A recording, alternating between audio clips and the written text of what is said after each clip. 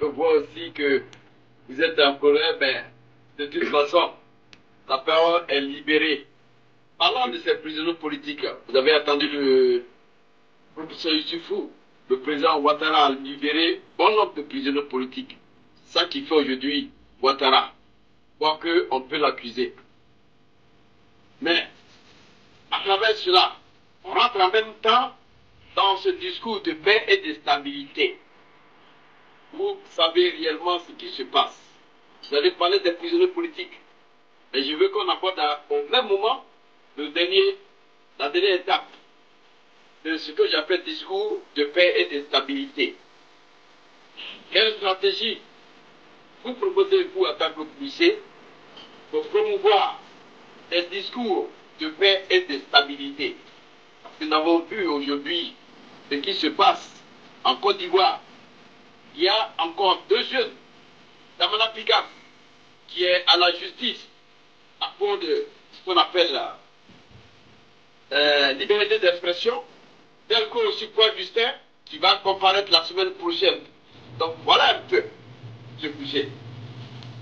Oui, merci Serge. Vous savez, je dirais la libération des prisonniers politiques dans n'importe quel pays, c'est des mesures d'apaisement.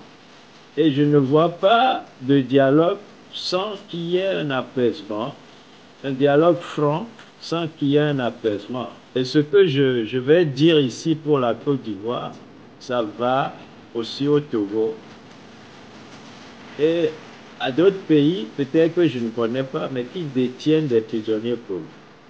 Nous devons, surtout qu'on est maintenant à la fin de l'année, tout faire pour qu'il y ait des mesures d'apaisement qui nous amènent à voir venir l'année prochaine, 2025, comme une année nouvelle où, si c'est rien que pour l'Afrique, je dirais oui, mais pour le monde entier, eh bien que la paix revienne. Et donc, les prisonniers politiques doivent être libérés autant en Côte d'Ivoire qu'au Togo.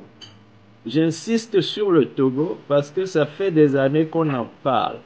Si M. Fonya Singbe ne libère pas de prisonniers avant la fin de cette année, tout dialogue qu'il aura l'intention de faire après ne va plus marcher.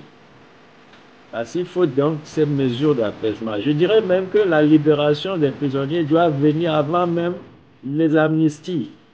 Mais dans les normes, il faut que, pour la Côte d'Ivoire, dont je retourne là, que les prisonniers politiques soient libérés, que M. Ouattara donne l'amnistie à des gens comme le président Soro, hein, des gens qu'il a condamnés à 20 ans, 20 ans, 20 ans partout, là, qu'il les amnistie.